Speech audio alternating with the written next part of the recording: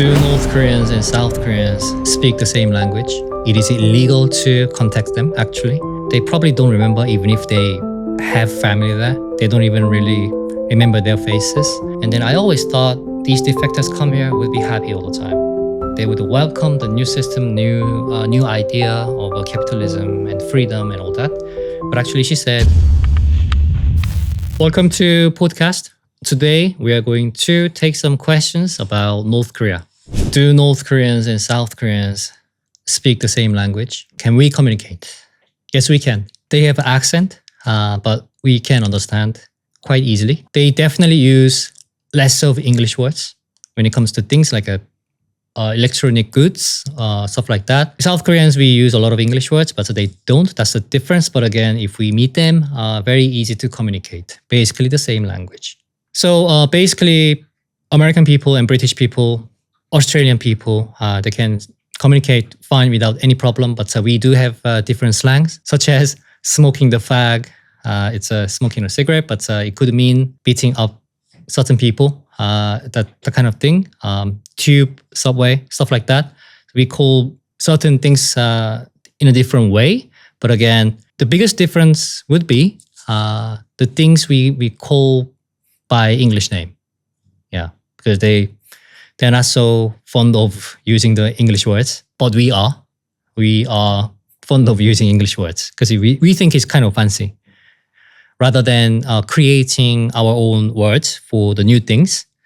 But North Koreans, they usually create their own name for the things that was imported from America or Western countries. They avoid using English words. 남한과 북한의 사람들은 서로 연락이 가능한가요? We cannot communicate, we cannot write, we cannot call. It is illegal to contact them, actually. It is illegal, it is banned. You shouldn't do it. If you get caught doing that, you could be in jail for less than 3 years, or you might get fined up to 20,000 USD. A lot, that's a lot. And also around 3 years is crazy. And also if you try to and get caught by governments and you have a criminal record regarding North Korea or the possible espionage, rest of your life will be very, very, very difficult in South Korea. You'll have a lot of problem, even after the jail time. You will never get a job at government-related organizations. You will always have that name of being accused for being an espionage, spy. Most likely you will not get hired. Your life will be very difficult, extremely difficult. Yeah, shouldn't try. 북한에 아직 가족이 있는 사람들이 존재할까요? I think our grandparents' generations, they did. But again, our parents' generation, not so much. They probably don't remember even if they have family there. They don't even really remember their faces. Our generation, nada, nothing. So in 2000, we had our first event for the family who have relatives and member of families in North Korea. So together, North Korea and South Korea, we held the event together for the first time in 2000. They usually spend like 1 or 2 days together. And then they eat together, but everyone is watching, obviously. There's a little bit of privacy, but not really. And we used to broadcast the whole thing live. And a lot of us used to watch it because it was a joint event, like South Korean government and North Korean government. We tend to have this type of event when we have the president from the left wing, because they are more pro-North Korea. And the last time we had that family reunion event was 2018. And that was the last event, and we never had that after that one. 사람들이 남한과 북한은 통일될 수 있을 거라고 아직도 믿고 있나요? It seems like a lot of people think it is possible, but it doesn't mean that we want it to happen. Because we used to be one country before Japanese invasion.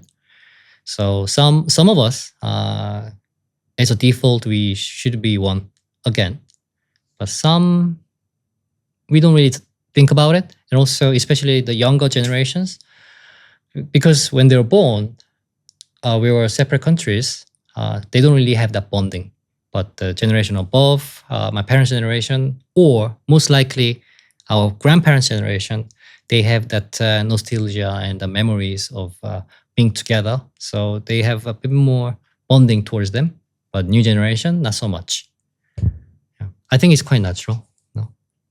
I am born and we are South Korea, so and they are North. So I think it's quite natural that we slowly lose the bond with North Korea. David and I, when we were in elementary school, we used to say that the phrase, our dream is reunification with North Korea. That's like a popular phrase. And we used to say that without thinking so much because it was like a recommended to say it out loud. Yeah. But it's gone now. Yeah, we stopped. Yeah. I forgot that phrase. I forgot about it for a long time. It's been so long. It's been so long. 북한에서 이렇게 탈북한 사람들도 있어요. 그 사람들의 얘기를 혹시 들어본 적 있으세요? 그들은 어떻게 생활하고 있을까요? Okay. Actually, one of our close friends is a professor of North Korean studies, and our friend she has met more than 200 North Korean defectors. It's quite intense, apparently. And when we consulted her about this episode, she said it is difficult to say how they are living here because everyone is different. But again, majority of them are living in a very quiet life with the government funding, and they're living pretty much frugal life. Not so exciting, quiet. But again, there are some people, as you can search on YouTube quite easily, some North Korean defectors are living a very glamorous life. She told me today, my friend told me today, she has met someone who made a fortune out of Bitcoin and bought a very nice apartment in Seoul. So she's living the best life. Also, she has met some very smart business people. They're also North Korean defectors and doing very well, doing everything they want, and became very materialistic because our system is capitalism and they love it. But some of them, I was told that they're not so excited about capitalism, and a lot of them find it hard to adjust to the system because they lived in a socialism society for a long time. It's a little bit difficult to survive here. So without the government funding, a lot of them struggle. But again, they do get the government funding, so they always get the help, and our government do our best to help them to settle here well. I think it is related to the idea that we are together, right? Which is why governments specifically fund North Korean defectors, because we think they are one of us. 아까 우리가 얘기했던 거, 그러니까 한국 사람들은 다 우리 시스템이 좋고 우리가 좋을 거라고 믿지만. Okay, this is quite interesting. I find it very, very, very interesting because I talk to the friend a lot about North Korean defectors, because I used to think if they come here, escaping from suffocating system with a dictator controlling everything, like they don't even choose their jobs, right? And then I always thought these defectors come here would be happy all the time. They would welcome the new system, new idea of capitalism and freedom and all that. But actually, she said, we think like that. Our system is a superior. But again, everyone is different, and also their background is different. We expect them to love the new system like right away. Like we assume that they don't need time to adjust and adapt new ideas. So there's a barrier in terms of communication, because we don't understand why aren't you adapting our system like fast enough? Because it is absolutely superior and it's good for you. But they need time. Like they need to rewire everything from day one. So my friend told me that how we approach them and how we treat them, how we speak to them is very, very critical. Otherwise, they would not open their heart to us. And they often become isolated emotionally and also literally isolated from the society. They have a hard time making friends or get used to the new job, new profession. And we provide a lot of trading system for the skills to support themselves, or we provide programs for them to get like a new certificates so they can open their own new business or start working at certain areas. But again, a lot of times they can't get used to it, or they choose not to because they are depressed, they feel lonely, and they don't know what to do. 탈북 여성들의 경우는 그 탈출 과정도 그렇고 와서의 생활도 좀 어려움이 좀 있는 것 같아요. 혹시 들은 얘기 있으세요?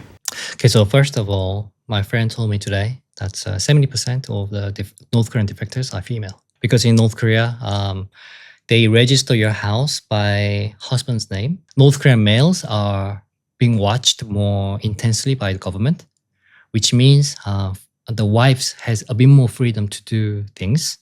So they find it easier to escape. Because usually when they escape North Korea, they need a broker. Often they are Chinese, so they escape through China, right?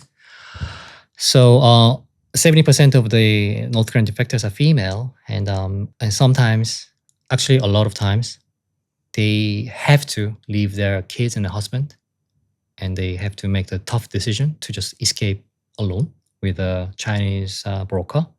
And because Chinese, they do a lot of trading in North Korea. So they bring things from China to sell in North Korea, blah, blah, blah.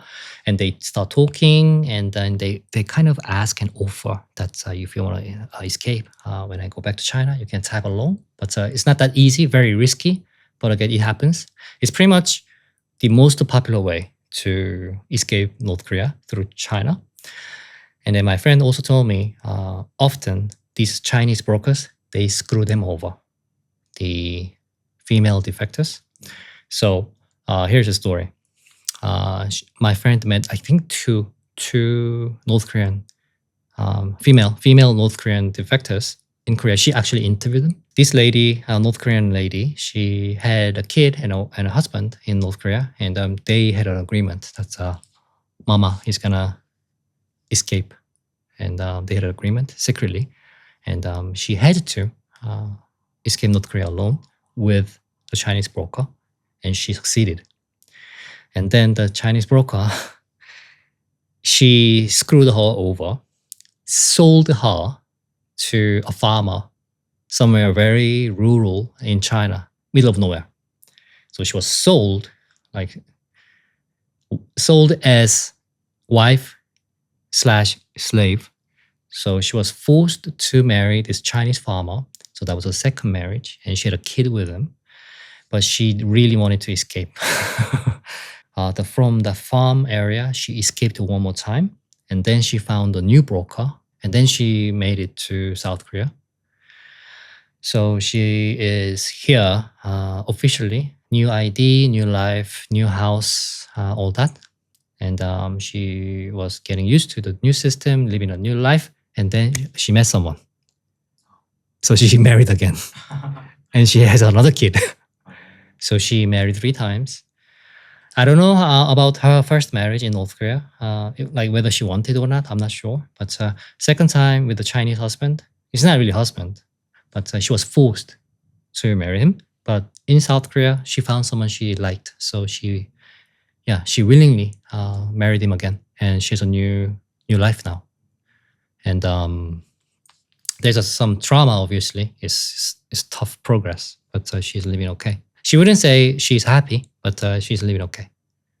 And also, she added that 70% of North Korean defectors in Korea are females, and most of defectors usually live very tough life in terms of money and loneliness, emotional issues, and all that. A lot of females end up getting involved in prostitution in Korea. It's a kind of a problem, and you can easily Google the article, like news articles, that it is a problem that they end up in prostitution. It's really sad. Yeah. 한국에서 북한으로 관광을 좀 자유롭게 갈 수 있나요? Can South Koreans visit North Korea? Definitely no.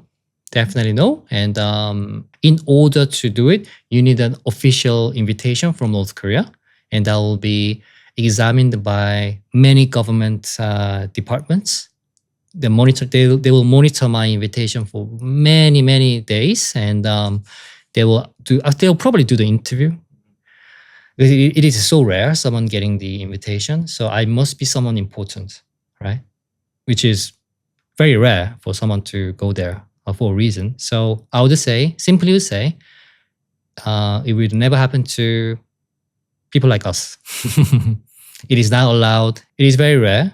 Personally, I know only one person who's been there, but my friend, she's a professor of North Korean studies, so that's her job. But except for her, I haven't met anyone who's been to North Korea personally.